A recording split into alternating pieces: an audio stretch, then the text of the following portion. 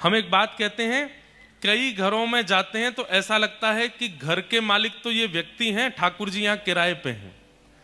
पर कई घरों में जाके ऐसा लगता है मालिक ठाकुर जी हैं, ये जो लोग हैं ये किराए पे यहाँ रहते हैं, घर तो ठाकुर जी का है। वास्तव में घर वही श्रेष्ठ जहां ठाकुर जी मालिक लगते हैं और घर बनाने वाले किराएदार लगते हैं, किराए पर रहने वाले लगते हैं। अब होता क्या है, घर का नाम ठाकुर जी से संबंधित है। जैसे श्री जी निकुंज घर का नाम है, श्री जी निकुंज, श्री जी का निवास। लेकिन भीतर जाके घर में जब देखा श्री जी कहाँ हैं, कोने में बैठी हैं, छोटी सी अलमारी में बैठी हैं। नहीं, आपके घर का स्वरूप ऐसा बन जाए। मैंने एक बार कहीं कथा में बताया, बड़ी वायरल हुई वो बात। एक घर में हम गए थे, उस घर में जाकर के इतना अच्छा लगा। घर का नाम वृंदावन। मैंने कहा ये तो सब घर के लोग बढ़िया नाम रखते ही हैं अपने घर का। अंदर जैसे प्रवेश किया तो जो डाइनिंग हॉल थी उसका नाम था गोवर्धन, डाइनिंग टेबल का नाम 56 भोग, रसोई घर का नाम जगन्नाथपुरी, क्योंकि वहीं भात बनते हैं।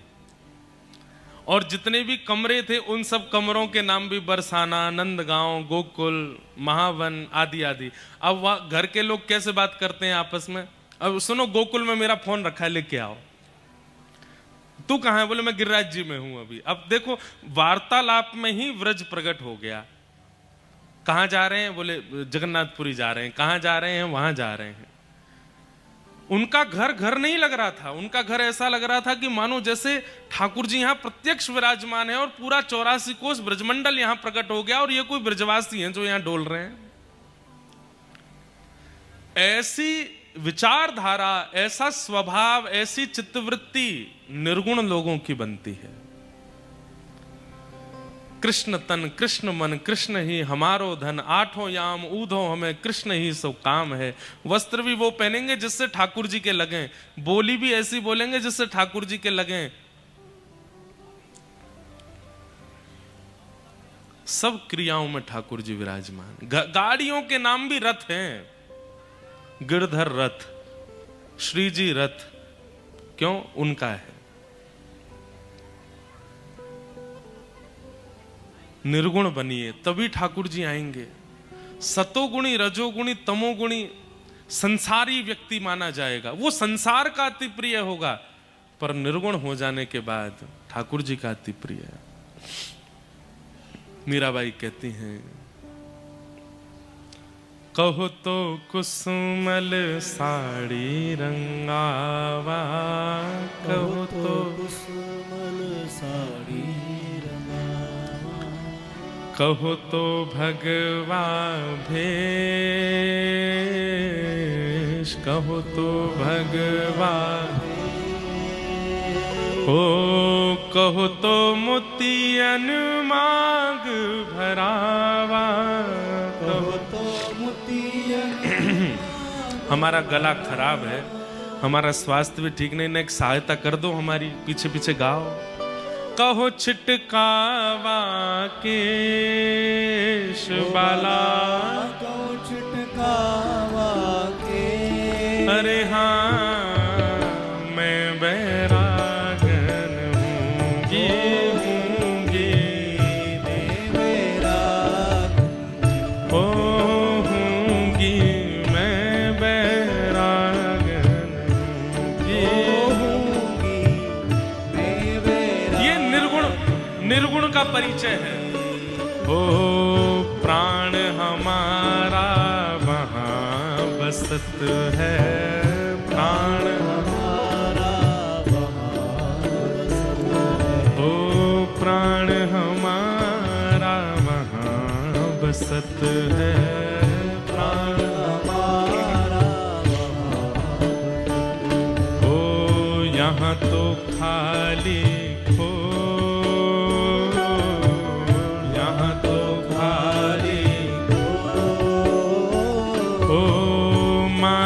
पिता परिवार सोई है, मात पिता परिवार सोई है, मात पिता परिवार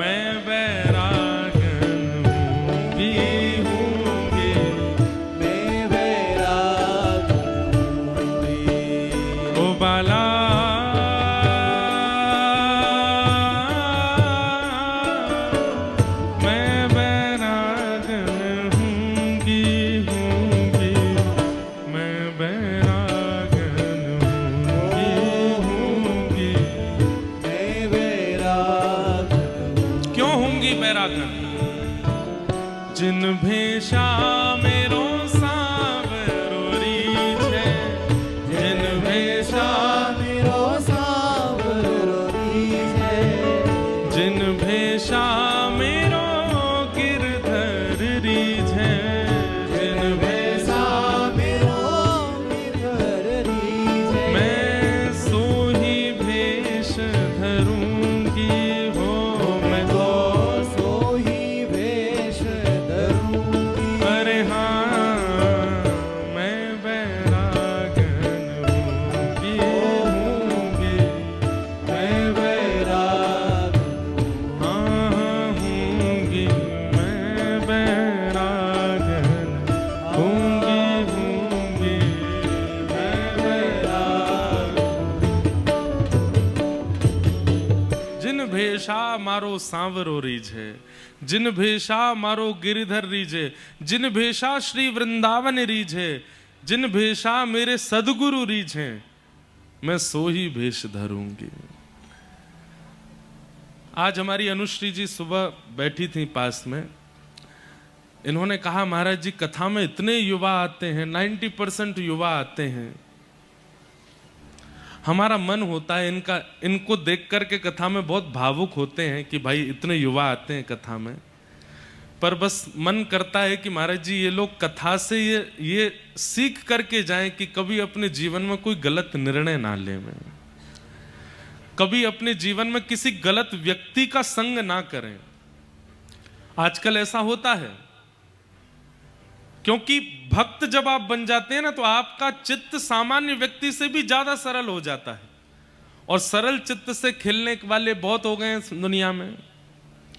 कोई आपको बहला करके फुसला करके और महापापी महाभोगी महा गंदा व्यक्ति आपके जीवन में ना आ जाए, चाहे स्त्री हो चाहे पुरुष हो, नहीं तो बहुत दुविधा हो जाएगी। इसलिए आपका कोई निर्णय गलत ना हो। आज के बाद देखिए बच्चे हमेशा चिंतन करते हैं हम अगर कुछ करेंगे तो हमारे माता पिता पर बात आएगी, हम अगर कुछ करेंगे हमारे परिवार पर बात आएगी, हम अगर कुछ करेंगे तो हमारे दादा दादी पर बात आएगी। इस कारण से बच्चे बचते हैं। लेकिन अगर आप कथा में बैठे हो तो ये भी विचार करना कि हम अगर कुछ गलत करेंगे तो ठाकुर जी पे बात आएगी। हम कथा सुनने वाले बालक हैं, हम अगर कुछ करेंगे तो महाराज जी पे बात आएगी। बेचारे साल में 2-2 बार सागर आ रहे हैं कथा सुनाने। हम इतना तो करें कि हमारा निर्णय गलत ना हो। और आपको कुछ नहीं करना है, बस सत्संग को छोड़िए मत। नित्य अध्ययन और नित्य श्रवण की एक योजना बना लीजिए। रोज सुननी है कथा, चाहे 20 मिनट सुनिए, 15 मिनट सुनिए। और एक नया फैशन आया है, चलते फिरते कथा सुनते हैं, गाड़ी चलाते, ठीक है बहुत अच्छी बात है, पर उससे कई बातें दिमाग में बैठती नहीं है। एक बार एक स्थान पर 15 मिनट के लिए निकालिए ही निकालिए, सोना नहीं है जब तक हम सुन नहीं लेंगे। और आज की कथा से क्या पाया, भले ही वो बात आप पहले सुन चुके हो फिर भी सुनो। सत्संग क्या करता है, निर्णयात्मिका बुद्धि और लोगों की पहचान ये करा देता है सत्संग। अगर कोई बहला फुसला करके बहुत मीठा बन करके आपके साथ में कुछ अनुचित व्यवहार करने का भी विचार कर रहा होगा तो सत्संग आपकी दृष्टि को और मन को ऐसा बना देगा कि आप पहचान जाओगे उसको। इसलिए जिन भेषा मारे सदगुरु रीझे, जिन भेषा श्री वृंदावन रीझे। भेष का मतलब पूरा कर्म, आपका पूरा जीवन, ये सब भेष के अंतर्गत आ जाता है। वही कीजिए जिससे आप कल को अगर कुछ गलत हो गया, ठाकुर जी क्या कहेंगे, हमारी कथा सुने, हमारे प्रसंग सुने, हमारे ब्रजवासियों की वाणी सुनी, फिर भी तुम भटक गए। कैसे भटक गए? ये तो वही हो गया, क्लासेस अटेंड करने वाला, एक्स्ट्रा क्लासेस में भी जाने वाला बच्चा फेल हो गया एग्जाम में, तो इसका मतलब तो ये है कि वो एक्स्ट्रा क्लासेस में कुछ और करने जाता था, पढ़ने नहीं जा रहा था। पढ़ने गया होता फेल नहीं होता।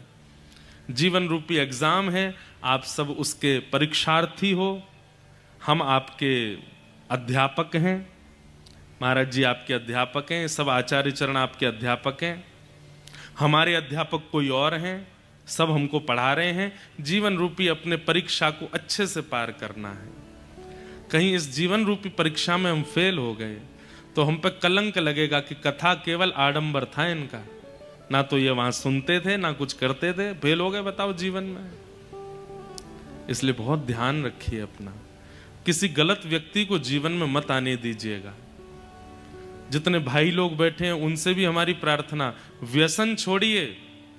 इतने युवा आते हैं कथा में महाराज, इतने युवा अगर एक साथ भक्ति का प्रण ले लें और कथा में सुनने हुई बातों को जीवन में उतार लें, जैसे ठाकुर जी मीराबाई के लिए प्रकट हुए, प्रहलाद के लिए प्रकट हुए, ध्रुव के लिए प्रकट हुए, सागर में भी किसी के लिए प्रकट हो जाएंगे, किसी एक भक्त पर कृपा करने आ जाएंगे। जीवन का कल्याण किसमें है कि हम हरि के प्रिय बन जाएं। अभी तक हमारा जीवन कैसे चलता है, इसका प्रिय बनना है मुझे, इनका प्रिय बनना है मुझे, उनका प्रिय बनना है मुझे। संसार के प्रिय बनने में लगे रहोगे, ये संसार बड़ा भयानक है। आज आप इनके प्रिय बन गए, कल आपसे बढ़िया कोई करेगा वो इनका प्रिय हो जाएगा।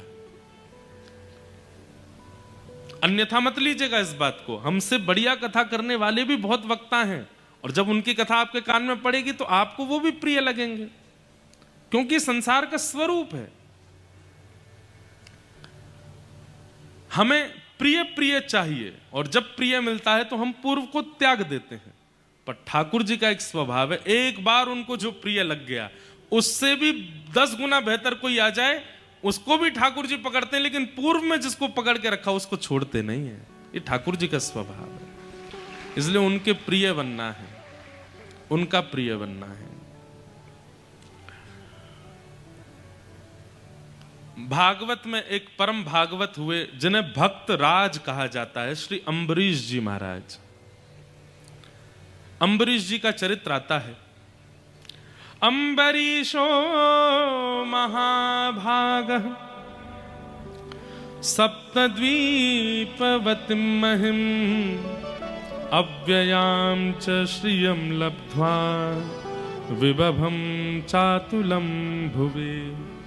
एक वैष्णव ने कल या परसों मुझसे चलते चलते कहा, महाराज जी अम्बरीश जी का चरित्र सुनाना। तब से मेरे चित्त में चल रहा था कि सुनाऊंगा, अभी प्रसंग आया तो मैं सुना देता हूं। बहुत ध्यान से सुनिएगा। एक अम्बरीश नाम के एक छत्र सम्राट राजा थे, और इनके राज्य में कितना आता था, बोले 3 लोक, सप्तद्वीप। पृथ्वी पर 7 द्वीप हैं, जिसमें से एक द्वीप पे हम लोग रहते हैं जिसको जम्बू द्वीप कहते हैं। ऐसे 7 द्वीपों के राजा, रसातल के राजा, पृथ्वी के राजा, भूमंडल के राजा, 3 लोकों के राजा थे। कौन? अम्बरीश। इनके दरबार में केवल मानवों की भीड़ नहीं होती थी, रसातल के गणों की भीड़ भी होती थी, देवताओं की भीड़ भी होती थी, सबका समाधान करते थे ये। ऐसे अम्बरीश राजा। लेकिन इनकी भक्ति पर ठाकुर जी बिक गए। कैसी भक्ति है? जीवन में भक्ति ऐसी आई कि अम्बरीश महाराज अपने ठाकुर जी के छोटे से छोटे और बड़े से बड़े सारे काम स्वयं करते थे, कोई और सेवक नहीं था। व्यक्ति जब बड़ा बन जाता है तो 10 काम करने वाले 20 लोग होते हैं। भोजन बनाने वाले 2 लोग, सफाई करने वाले 5 लोग, गाड़ी चलाने वाले 4 लोग, कपड़े प्रेस करने वाले 3 लोग। बड़े बन जाते हैं तो फिर लोग भी बहुत हैं। घर में रहने वाले लोग 2 और कार्य करने वाले लोग 100। ऐसे ऐसे घरों में भी गए हैं। इतना विशाल घर, रहने वाले 2 ही लोग हैं, पर काम करने वाले 100 लोग हैं। लेकिन अम्बरीश महाराज जी की एक विचित्रता थी कि इनके राज्यपाट के काम करने वाले तो लाखों लोग थे, लेकिन ठाकुर जी की सेवा का A to Z सारा काम अम्बरीश महाराज अपने हाथ से करते थे। A to Z का मतलब, वस्त्र भी स्वयं सिलते थे ठाकुर जी के, भोजन भी स्वयं बनाते थे, आटा भी स्वयं गूंदते थे।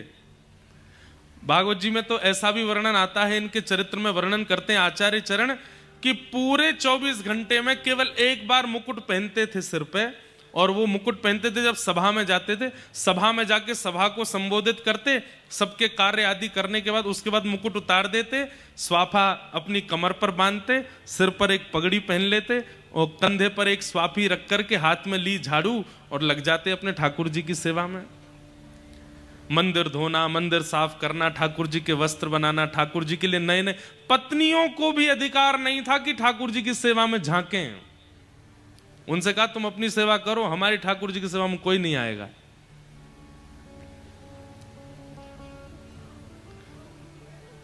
सारी क्रिया अपने आप करते थे ठाकुर जी की। इत्र भी स्वयं बनाते थे ठाकुर जी के लिए, बाजार से खरीदा हुआ नहीं। ये बात हम आपको इसलिए बता रहे हैं, सेवा घर में आ गई है, प्रयास करो ज्यादा से ज्यादा ठाकुर जी की सेवा में घर की वस्तु का प्रयोग हो, बाहर की नहीं।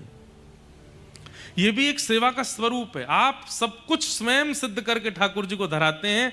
ठाकुर जी को पता तो चले कि आप उनसे मिलने के लिए और उनकी प्रेम लक्षणा भक्ति प्राप्त करने के लिए कितने उत्सुक हो। अम्बरीश महाराज एक दिन आटा गूंद रहे थे। सप्तद्वीप के राजा, तीनों भुवनों के राजा आटा गूंद रहे हैं। पत्नी कभी कभी कहती ये काम तो आप हमें भी दे सकते हैं। बोले देवी मैं तुम्हारे आगे हाथ जोड़ूं, तुम जो कहोगे सो दूंगा, पर ठाकुर जी की सेवा मुझसे मत मांगो, ये मेरा अधिकार है, मुझे करने दो, मैं अपने हाथ से करूंगा। पता नहीं तुम कैसे करो। आज एक किसी भक्त का ये प्रश्न भी आया, उसका उत्तर भी देंगे। एक दिन अम्बरीश महाराज सोच रहे थे ऐसी कौन सी सेवा है जो मुझसे नहीं होती है लेकिन ठाकुर जी के चरणों में आती है। तब विचार करने लगे, मंदिर में साफ करता हूं, वस्त्र में बनाता हूं, इत्र में लगाता हूं, चंदन में घिसता हूं, यहां तक कि ये तक सोच लीजिए कि जो ठाकुर जी की भोग में पदार्थ आते हैं उनकी खेती भी स्वयं करने जाते हैं। स्वयं ही सब्जी बोते हैं, स्वयं ही धान लगाते हैं, स्वयं ही आटा आदि सब कुछ स्वयं ही करते हैं, कोई बाहर की वस्तु नहीं। मतलब धनवान होने का, राजा होने का इससे बढ़िया उनको कोई और कारण नहीं लगा कि मेरे पास सब कुछ है तो सब कुछ ठाकुर जी को लगा दूं। एक दिन मन में विचार करने लगे, कोई एक सेवा तो ऐसी है जो मैं नहीं करता हूं लेकिन फिर भी ठाकुर जी के पास जा रही है। तब उन्होंने सोचा कि जो मैं आटा गूंद रहा हूं, ये आटा तो पहले बीज था, ये आटा कैसे बना? बोले ओहो चक्की में पीसने से। चक्की में कौन पीसता है? मंत्री को बुलाया, बोले हमारा आटा कहां से पिस के आता है? बोले महाराज जी ये तो बाहर एक चक्की वाले हैं, उनके यहाँ आटा चक्की पे पिस के आता है। बोले उनसे कहो चक्की हमारे घर में लगवा दें। सुन करके मंत्री महामंत्री सब सिर पकड़ के बैठे। बोले महाराज वैसे ही आप इतने सारे काम कर, अब आटा भी आप ही पीसेंगे? बोले जितना कहा जाए उतना करो, चक्की मंगवाओ। चक्की आई। अम्बरीश राजा आनंदित हो रहे हैं, आहा अब आटा भी मैं ही पीसूंगा। चक्की लगाने के बाद में उसमें गेहूं डालें, पीसें। पूरा राज्य हैरान है। बोले कैसा? देखिए एक बात सुनिए, इस स्थिति को आप क्या समझते हैं? अम्बरीश राजा ने ठाकुर जी को नहीं पकड़ रखा है, ठाकुर जी ने अम्बरीश को पकड़ रखा है। दो स्थिति होती हैं, आप ठाकुर जी को पकड़ो एक बात, ठाकुर जी आपको पकड़े विशेष बात। यहां पर बैठा मुझसे पीछे तक हर व्यक्ति 95%, 99% तक व्यक्ति वो है जिसने ठाकुर जी को पकड़ रखा है। हम आप में से कोई 1% होगा जिसको ठाकुर जी ने पकड़ रखा है। और ठाकुर जी जिसको पकड़ लेते हैं वो ऐसा ही हो जाता है। उसको आलस्य नहीं आता, उसके मन में कोई और विकार विचार नहीं आते, उसको सर्वस्व रूप से ठाकुर जी का रहना है। कई माताओं में भी ऐसा स्वभाव होता है, वो अपने बालक को किसी और के हवाले नहीं करती, स्वयं ही उसको तैयार करेंगे, स्वयं नहलाएंगे, स्वयं पवाएंगे, सब कुछ करेंगे, घर के काम भी हैं, लेकिन फिर भी अपने बालक, आजकल ऐसी माताएं कम हो गई हैं, पर फिर भी अपने बालक की सर्वांगीण सेवा मां का करना उसका एक सौभाग्य लगता है उनको। ऐसे ही ठाकुर जी की सेवा। चक्की पीस रहे थे, इतने में ठाकुर जी प्रकट हो गए। शंख चक्र गदा पद्मधारी श्रीमन नारायण भगवान चक्की पीसने से प्रसन्न होकर प्रकट हो गए अम्बरीश राजा के यहाँ। अम्बरीश मैं तुमसे बहुत प्रसन्न हूं, मैं तुमसे बड़ा आनंदित हूं, तुम्हारी भक्ति तुम्हारी सेवा ने मुझको लूट लिया है। हम आप होते तो क्या करते? तुरंत उठ के जाते, ठाकुर जी को प्रणाम करते। अम्बरीश राजा क्या बोले? भगवान अभी कुछ गेहूं रह गए हैं, अभी आप वापस चले जाओ, वापस जाके विराजमान हो जाओ, पहले सेवा पूरी कर लूं, आटा गूंदना है, भोग का समय हो रहा है, मुझे आटा गूंद करके फिर बढ़िया रोटी सब्जी बना करके आपका भोग भी लगाना है। अब आप बीच में आकर के विक्षेप कर रहे हैं, समय बढ़ जाएगा, भोग का समय निकल जाए, अभी आप जाओ यहां से, तुरंत जाओ, बाद में आना, जब मैं फ्री हूं तब आना। भगवान बोले कितना विचित्र है, बताओ। सेवा के मध्य में ठाकुर जी भी प्रकट हो जाए तो ठाकुर जी से कह रहे हैं कि आप जाओ। सेवा उनके लिए ठाकुर जी से भी बड़ी है। ऐसों को मिलते हैं ठाकुर जी।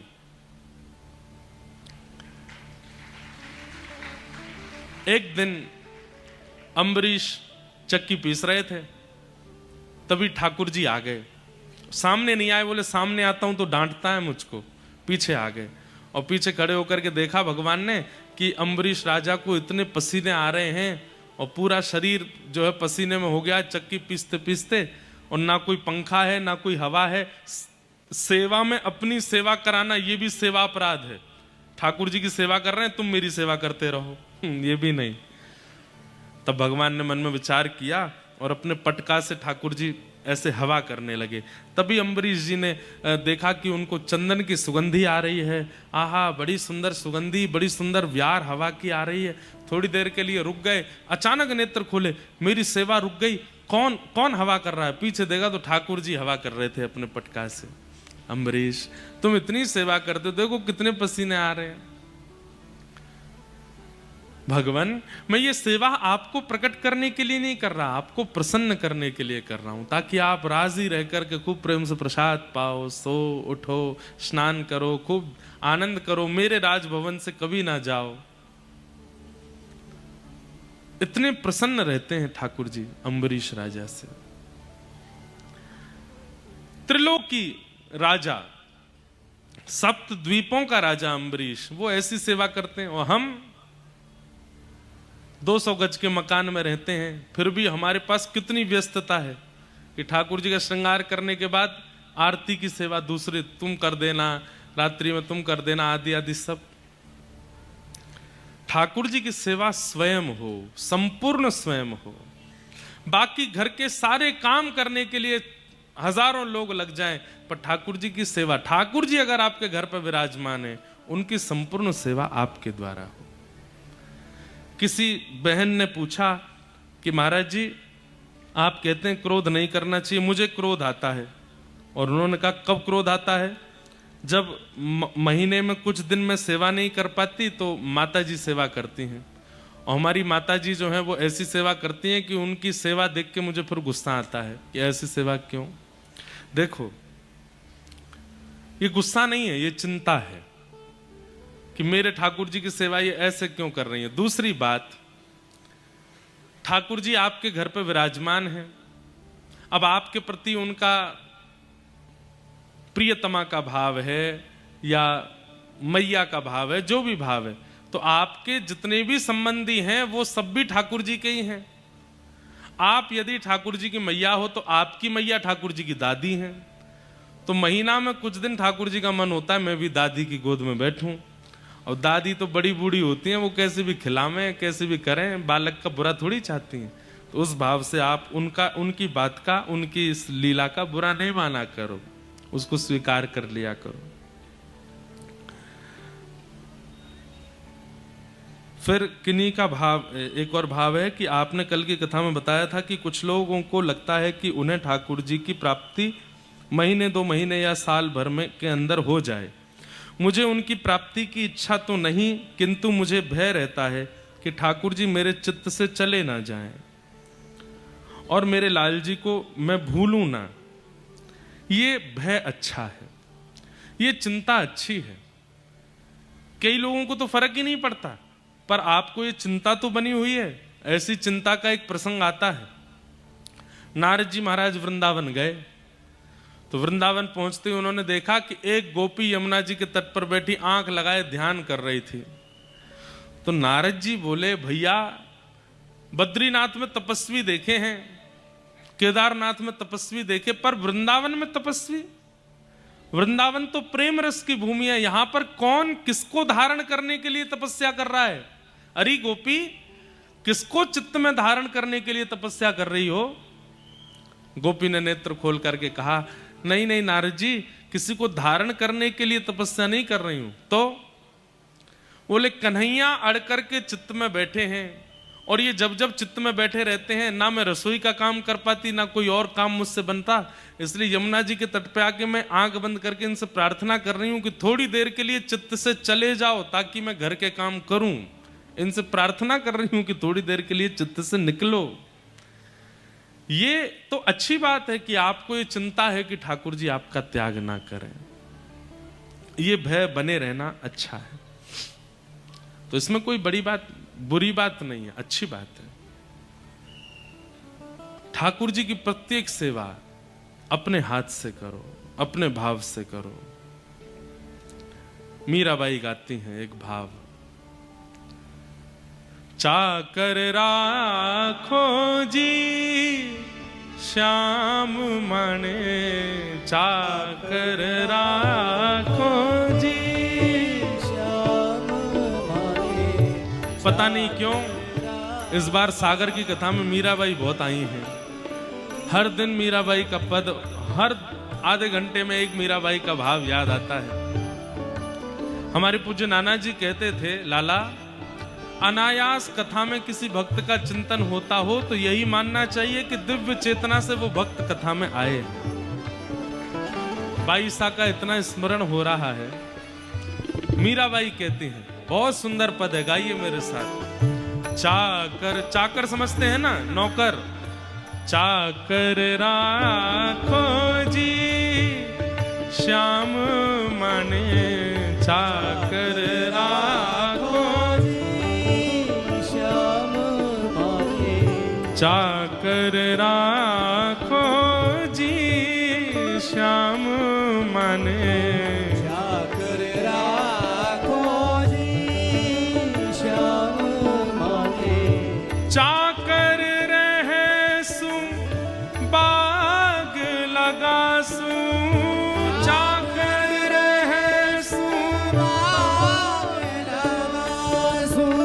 बाईसा की राजस्थानी भाषा है, उसी भाषा का ये पद है। लेकिन आप सब तो गाओ, क्या कह रही हैं मीराबाई? चाकर रहे सु बाग लगासू, चाकर रहे सु बाग लगासू। नित उठ दर्शन पासू, नित उठ दर्शन पासू। हे वृंदावन की कुंज गलिन में, वृंदावन की कुंज गलिन में, वृंदावन की कुंज गलिन में, वृंदावन की कुंज गलिन में। मैं हरि की लीला गासू, मैं हरि की लीला गासू। मैं प्रभु की लीला गासू, मैं प्रभु की लीला गासू।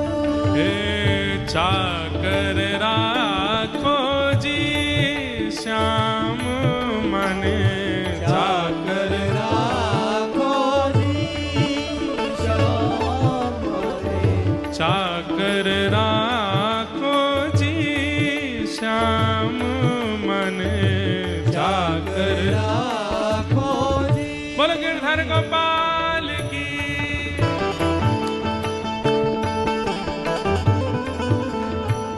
वाह,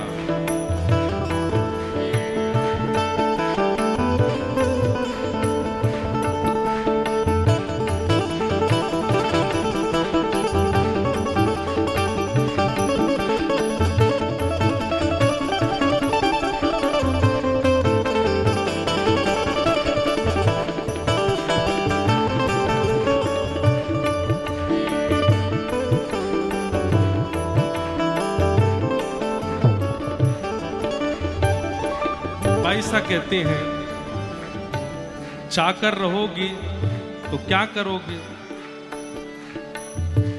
चाकरी में दर्शन पाऊं, चाकरी में दर्शन पाऊं। सुमिरन पाऊं, खर्ची सुमिरन। पाऊं खर्ची। देखो, कोई व्यक्ति कहीं नौकरी करता है तो उसको वेतन मिलता है, उसको बोनस मिलता है। तो मीराबाई पूरा सब बता रही है, मेरा वेतन क्या है, मेरा बोनस क्या है।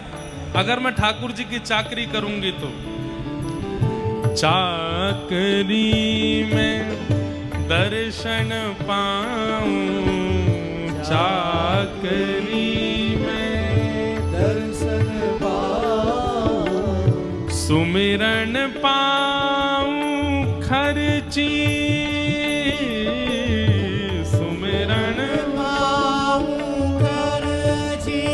हे भाव भगति जागीरी पाऊं, भाव भगति जागीरी पाऊं। हे भाव भगत जागीरी पाऊं, भाव भगति जागीरी पाऊं।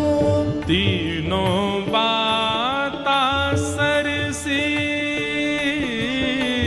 तीनों बाता सरसी। श्याम मने चाकर राखो जी, श्याम माने चाकर राखो जी।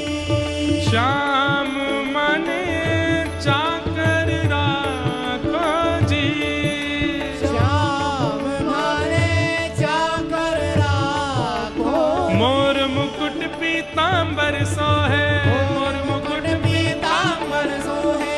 मोर मुकुट पीतांबर सोहे। मोर मुकुट पीतांबर सोहे। हे गलबे जलती माला सोहे, गलबे जलती माला सोहे। गलबे जलती माला सोहे। गलबे जलती माला सोहे। श्री वृंदावन में धेनु चरावे, वृंदावन में धेनु चरावे। वृंदावन में धेनु चरावे। वृंदावन में धेनु चरावे। यहाँ मोहन मुरली बजावे, हाँ मोहन मुरली बजावे। हाँ, मोहन मुरली बजावे, हाँ। मोहन मुरली बजावे। श्याम मन चाकर राखो जी, श्याम मन चाकर राखो जी, श्याम मन चाकर राखो जी, श्याम मन। जागर राखो जी। मीरा के प्रभु गहर गंभीरा, मीरा के प्रभु गहर गंभीरा। मीरा के प्रभु गहर गंभीरा, मीरा के प्रभु गहर गंभीरा। सदा रहो जी धीरा, सदा रहो। जी धीरा। हे आधी रात प्रभु दर्शन दीना, आधी रात प्रभु दर्शन दीना। आधी रात प्रभु दर्शन दीना। आधी रात प्रभु दर्शन दीना। मीराबाई अपनी अपनी कहानी बता रही है। मैंने चाकरी की वृंदावन में, मैंने खर्ची पाई, दर्शन की, और इन सब से मुझे क्या प्राप्त हुआ? मोर मुकुट वैजंती माला, वृंदावन में धेनु चरावे मोहन मुरली वाला। अरे तुमने देखा, उन्होंने तुम्हें दर्शन दिया? मीराबाई कहती हैं ये मेरे हृदय की बात है। कब दर्शन दिया? हे आधी रात प्रभु दर्शन दीना, आधी रात प्रभु दर्शन दीना। आधी रात प्रभु दर्शन दीना।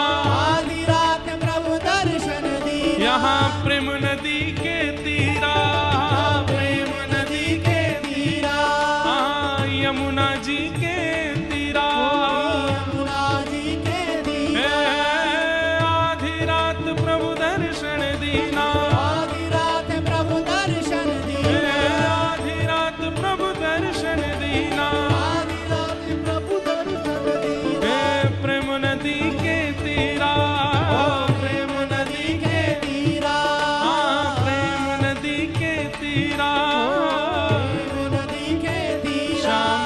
मन चाकर राखो जी, श्याम मन चाकर राखो जी, श्याम मन चाकर राखो जी, श्याम मन चाकर राखो जी, चाकर राखो, चाकर राखो जी।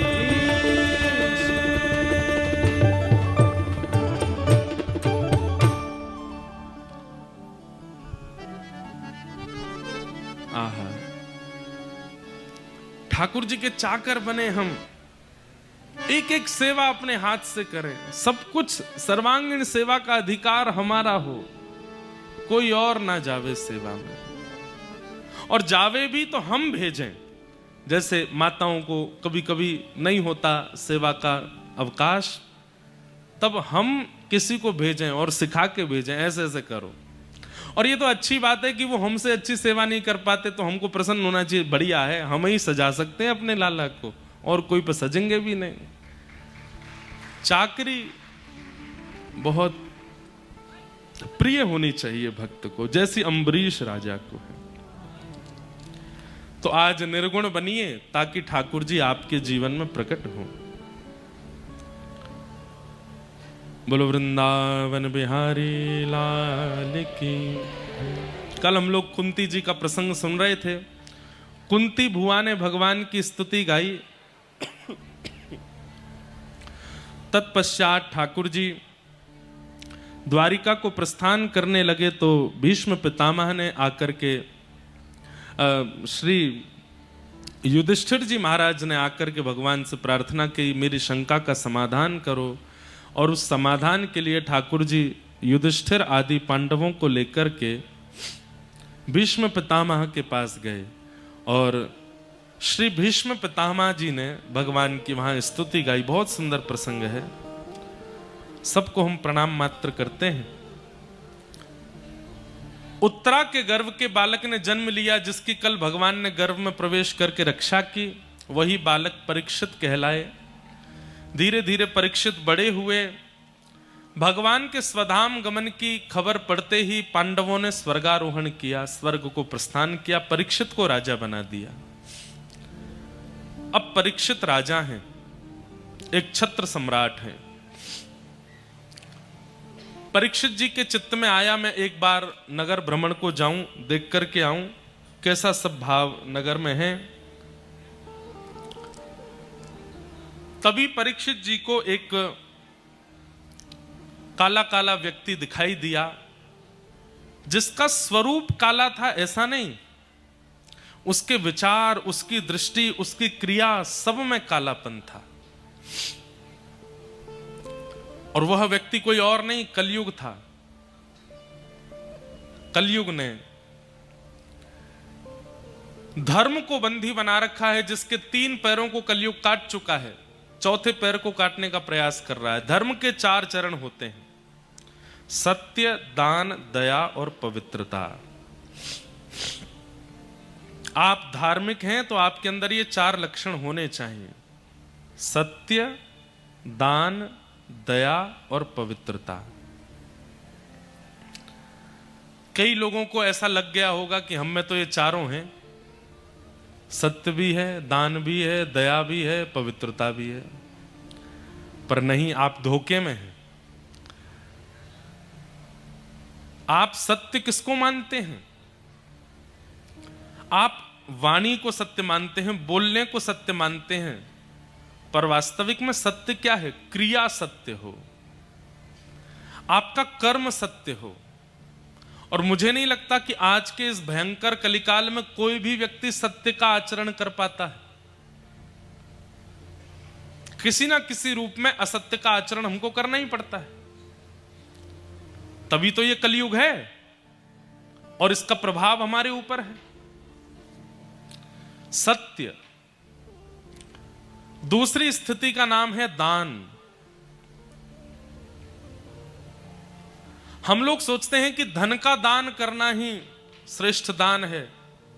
बहुत ध्यान से सुनिएगा, श्रेष्ठ दान किसको कहते हैं?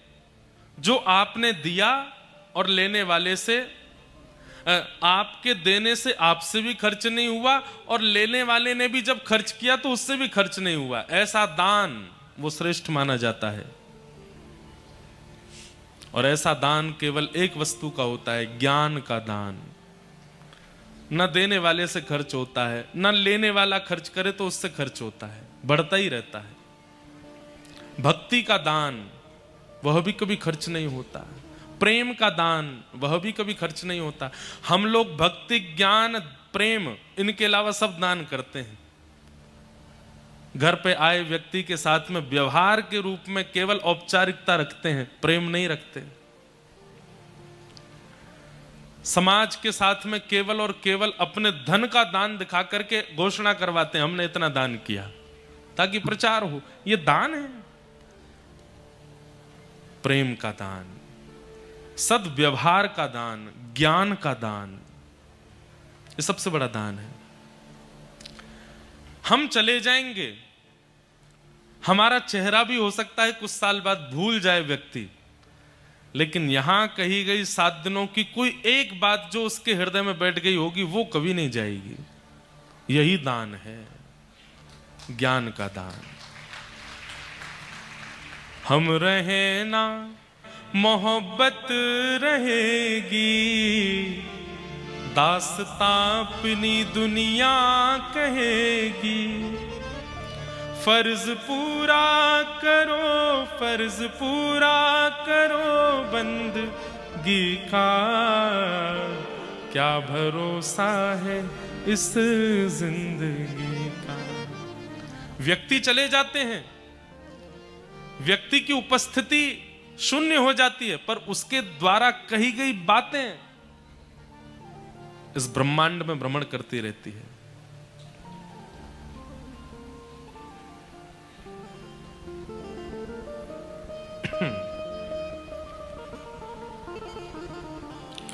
श्री लखन पटेल जी, मध्य प्रदेश शासन के मंत्री जी पधारे हैं, आपका स्वागत। श्री चंद्रशेखर शुक्ला जी भी पधारे हैं, आपका भी बहुत बहुत अभिनंदन, स्वागत। क्या बता रहे थे हम? कहां थे बताओ? हाँ, हम चले जाएंगे, पर हमारे द्वारा कही गई बातें वो इस ब्रह्मांड में ही घूमती रहती हैं। और वही दान सर्वश्रेष्ठ है जो व्यक्ति के अंत काल तक उसके चित्त को याद रहे। कई बार लोग बोलते हैं ना, एक बहुत अच्छी बात किसी ने कही थी, मुझे उन व्यक्ति का नाम याद नहीं, पर उन्होंने ऐसा कहा था, बातें, विचार। कल भी हमारी शैलेंद्र जी से आज ही बात हो रही थी कि व्यक्ति को महान उसके विचार बनाते हैं। उसकी क्रियाएं भूल जाएंगे लोग, उसने कितना बनवाया, क्या करवाया, क्या नहीं किया, भूल जाते हैं लोग। वो कितना सुंदर दिखता था, कैसे कपड़े पहनता था, कौन सी गाड़ी में चलता था, पत्नी कैसी थी, बच्चे कैसे थे, भूल जाएंगे लोग। लेकिन उसके विचार, जब भी कभी वो समाज में गया या सभा में गया तो विचार कैसे प्रकट करता था, उस विचार को नहीं भूल पाएंगे लोग। व्यक्ति को विशेष उसके विचार बनाते हैं। इसलिए विचारों के ऊपर काम कीजिए। अपनी ज्यादा तन की सुंदरता, मुख की सुंदरता, ये तो एक दिन जर्जर होना ही है। आंखों पे पड़ेगा जाला, नाक से बहेगा नाला, लाठी से पड़ेगा पाला, ये तो सबके साथ होना है।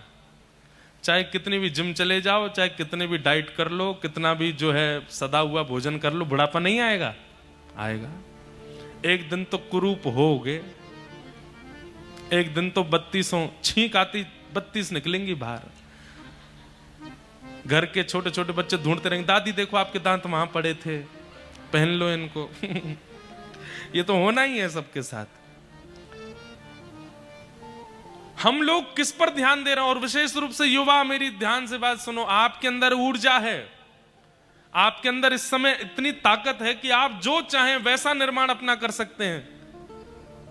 कल मुझे कोई बोला, महाराज जी बहुत बड़ी कृपा हो गई है आजकल आपकी कथाएं, और भारत के हमारे पूज्य प्रेमानंद जी महाराज, हमारे बागेश्वर वाले महाराज जी और भी कई संत महापुरुषों के प्रयास से अब बच्चों के लुक्स भारतीय होते जा रहे हैं। नहीं तो बीच में तो ऐसे खड़े होने लगे थे, बीच बीच में फटे कपड़े पहन के घूमते थे, उल्टा सीधा सब करने लगे थे। अब दोबारा से तिलक चंदन शुरू हो रहा है, अब दोबारा से व्यवस्थित हो रहे हैं।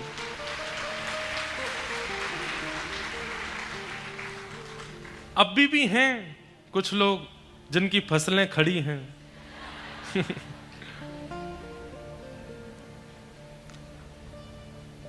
आपका स्वरूप भी कई बार आपके विचारों का परिचय देता है कि आपके विचार कैसे हैं। आपके उठने बैठने चलने का ढंग भी कई बार बता देता है कि आप क्या सोचते हैं। इसलिए नेत्रम वक्त्रम विकारेण, इन तीनों को शुद्ध रखिए। नेत्रों को ज्यादा चप्पल मत बनाइए, कभी यहां मटकते हैं, कभी उधर देखते हैं, कभी इधर देखते हैं, एक बार में इधर इधर। जो बहुत नेत्र जिनके घूमते हैं, समझो कि चित्त में कुछ चल रहा है, खलबली है। वक्त्रम, वाणी में शब्दों का प्रयोग कैसा होता है। अब एक कई पहले हम घरों में जाते थे प्रसाद पानी, अब नहीं जाते। तो जब किसी के घर जाते तो एक बार एक के घर गए, बोल रहे हैं आपको दाल डाल दूं। मैंने कहा डाल दूं क्या होता है? ऐसे बोलिए परोस दूं। डाल दूं शब्द क्या होता है? रोटी डाल दूं, पराठा डाल दूं। ऐसे हमारे यहाँ तो ऐसे बोलते हैं, भाई बाहर गैया खड़ी है, रोटी डाले आओ। भैंसा डोल रहे हैं, उनको कुछ पराठा डाले आओ। जीव जंतुओं को डालते हैं, मानवों को तो परोसते हैं। शब्दों का चयन बताता है कि आपकी स्थिति कैसी। प्रणाम करने का तरीका बता देता है कि आप कैसे आचार्य के संरक्षण में रहते हैं। आप कैसे प्रणाम करते हैं, प्रणाम की मुद्रा से पता चल जाता है। केवल फोटो खिंचाने आए हैं, प्रणाम करने नहीं आए। इसलिए भैया नेत्रम वक्त्रम और विकारेण, अपने विचारों को शुद्ध करेंगे तो नेत्र भी शुद्ध हो जाएंगे, वाणी भी शुद्ध हो जाएगी और आपके शरीर के विकार भी शुद्ध हो जाएंगे। विचारों की शुद्धता बहुत आवश्यक है। और विचार शुद्ध किससे होते हैं? सत्संग से। सत्संग करोगे, वैष्णवों का संग करोगे, विचारों को, उनकी बातों को सुनोगे, उनसे विचार शुद्ध होते हैं। कोई अगर मुझसे कहता है ना महाराज जी हम रोज कथा सुनते हैं, मैं 2 मिनट बात करता हूं उससे, 2 मिनट की बात में ही पता चल जाता है कथा नहीं सुनते। क्योंकि वाणी से, शब्दों से पता चल जाता है कैसा व्यक्ति है। तो हमारी युवाओं से प्रार्थना है, आप लोग इस वक्त इतनी ऊर्जावान हो। अपने केवल शारीरिक ऊर्जा नहीं है, विचारों की भी ऊर्जा है, बुद्धि की भी ऊर्जा है, मन की भी ऊर्जा है। उन ऊर्जाओं से अपना जीवन इतना आनंदमय बना लो, क्योंकि बाद में तो फिर पछताओगे कि हमने तब क्यों नहीं किया, तब हमारे पास सब कुछ था, तब हमने नहीं किया।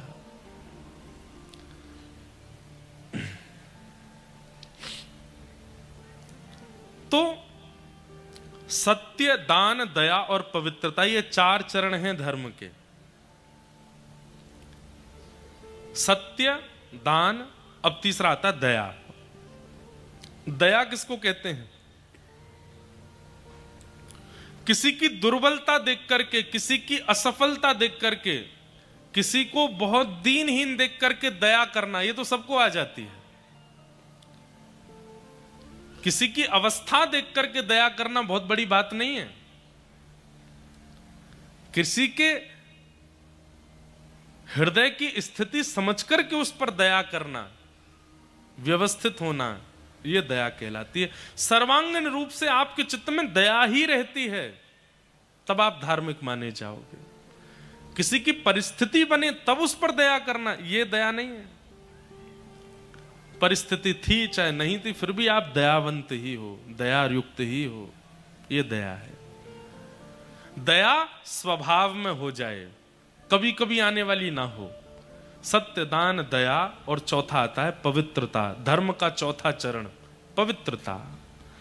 तन की पवित्रता आवश्यक नहीं, वही बात विचार और बुद्धि की पवित्रता। आप सोचते क्या हैं, आप विचार क्या करते हैं। एकांत में, व्यक्ति को एकांत में जाकर के अपने आप को देखना चाहिए, क्योंकि व्यक्ति का स्वयं का परिचय एकांत में होता है।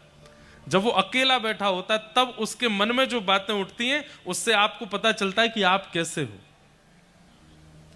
पर आजकल एकांत नहीं है। आजकल एकांत का भी एक आडंबर है। एक व्यक्ति हमारे संग वहां पे भी रहता है, ये ये एकांत में भी रहता है। इसका त्याग करके एकांत में जाओ, इसको छोड़ के एकांत में जाओ। कभी कभी हमें लगता है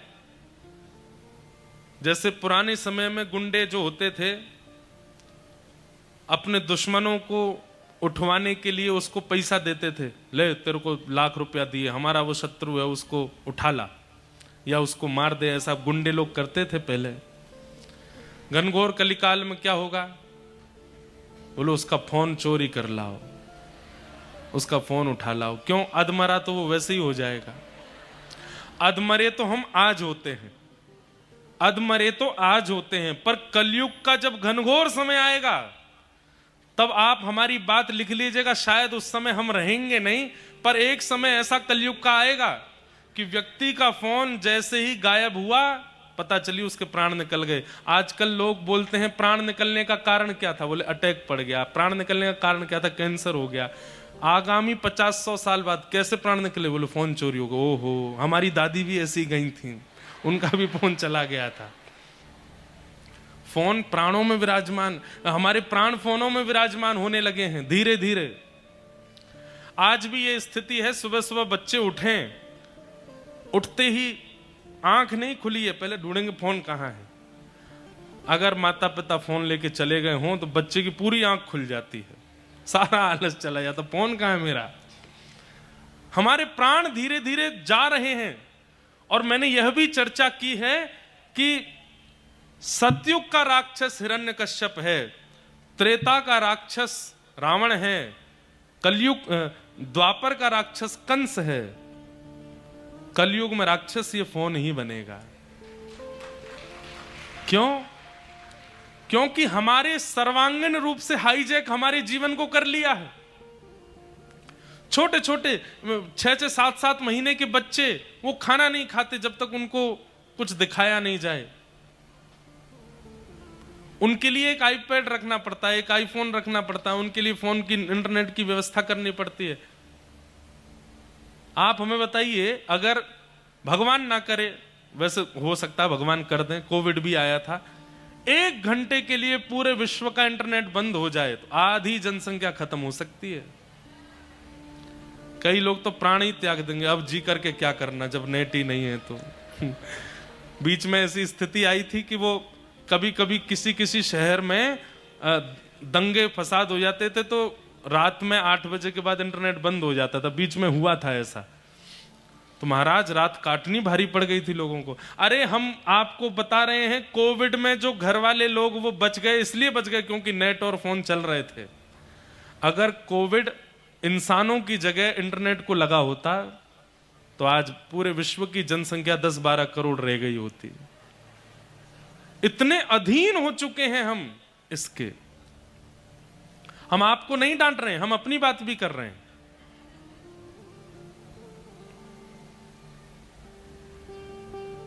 आप कैसे हैं ये आपको एकांत में पता चलेगा, और एकांत बिना मानवों के और बिना फोन के रह करके देखिए। फिर पूछिए अपने आप से कि आप कौन हैं। आपका हृदय बताएगा। जो विचार उत्पन्न हो, जो विकार उत्पन्न हो, जो विषय उत्पन्न हो, उससे पता चलेगा आप कैसे हैं। सत्य, दान, दया और पवित्रता, ये 4 धर्म के चरण हैं। सत्य, दान, दया और पवित्रता। और इन चारों को काट रहा है कौन? कलयुग।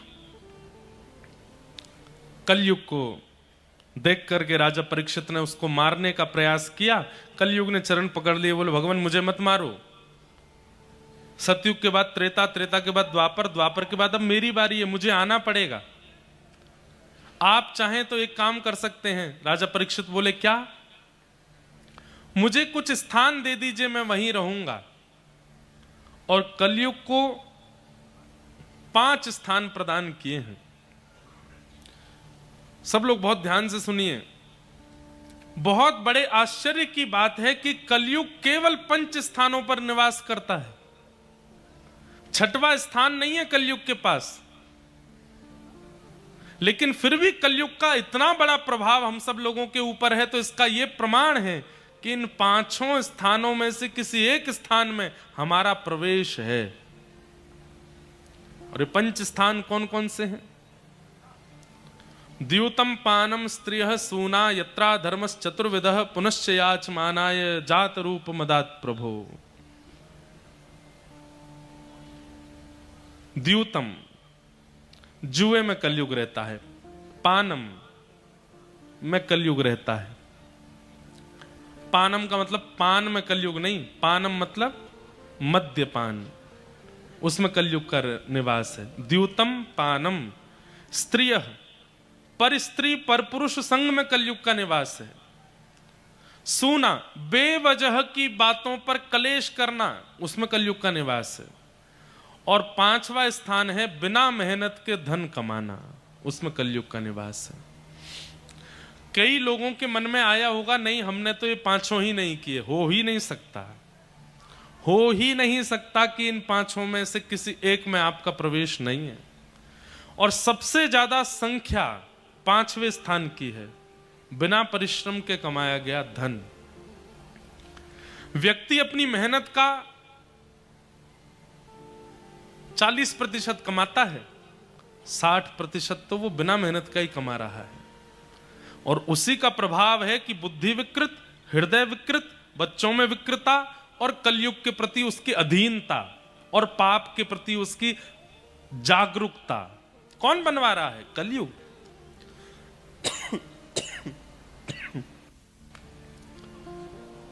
प्रयास कीजिए, जितना आप परिश्रम करते हैं उतना ही धन कमाइए। उससे अधिक में अगर धन मिलता है तो छोड़ना नहीं है, ले लीजिए, लेकिन उसको जाकर के कहीं सेवा में कर दो, उसको जाके कहीं सेवा में प्रयोग कर दो। लोग सुनकर के तो जाते हैं पर मानते नहीं इस बात को। अगर व्यक्ति अपना दशांश, हम अपने प्रचार के लिए बात नहीं करें, एक बहुत बड़ी बात बता रहे हैं। हम और हमारे पूज्य पिताजी महाराज कथा करते हैं, हमें भी दक्षिणा प्राप्त होती है, पर हमारी ना तो कभी आप टीवी स्क्रीन पर, ना कभी पंडाल में कहीं नहीं देखोगे कि आप महाराज जी की इस प्रकल्प में दान दीजिए, इतना दीजिए, ऐसे दीजिए, कहीं नहीं मिलेगा कुछ भी। नंबर भी जो चलते हैं उन पर भी कभी कोई दान की कोई इंक्वायरी नहीं होती। और जो दक्षिणा प्राप्त होती है कथा की, उससे एक गौशाला वृंदावन में चलती है जिसका नाम भी लोगों को नहीं पता है, और वहां 100-150 गैयाओं का सेवा होती है। उसके लिए भी जो हमको दक्षिणा और पिताजी को मिलती है उसी से ही वो गौशाला चलाते हैं, 100-125 गायों का। बहुत बड़े बड़े प्रकल्प करने वाले लोग दुनिया में, हमारा बहुत बड़ा प्रकल्प नहीं है छोटा सा ही प्रकल्प, लेकिन नीति का धन कमा रहे हैं। इस बात का पिताजी को और हमको एक गौरव रहता है चित्त में। कई कथाएं तो ऐसी हैं, साल भर में एक कथा तो ऐसी आ ही जाती है जिसका सारा पेमेंट भी हम ही करके आए हैं। और एक जगह तो मध्य प्रदेश की है, उसका नाम नहीं बोलूंगा मैं। 5वें-6वें दिन महाराज जो हमारे यजमान जी थे वो बोले, महाराज जी आप यहां से सही सलामत कथा करके जा रहे हो, यही बहुत बड़ी बात है, दक्षिणा मत मांग लेना हमसे।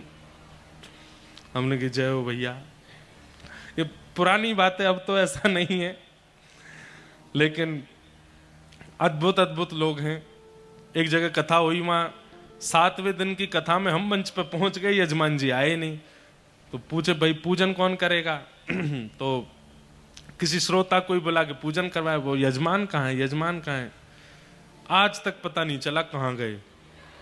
जब मैं कथा करके उतरा तो पंडाल वाले, भोजन वाले, होर्डिंग वाले सब खड़े थे, लाइट वाले, जनरेटर वाले, डीजल वाले।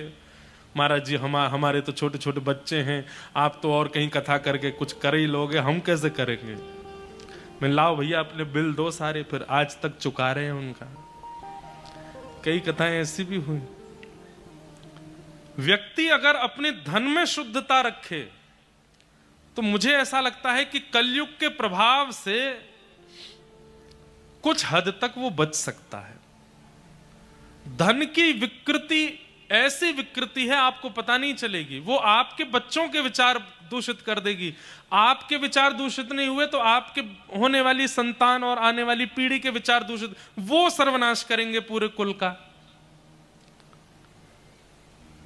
इसलिए धन का शुद्ध होना और धन की शुद्धता, देखो 3 बातें सुनिएगा। तन पवित्र सेवा किए, तन की पवित्रता सेवा से होती है। जितनी सेवा करोगे उतना तन पवित्र है। तन पवित्र सेवा किए,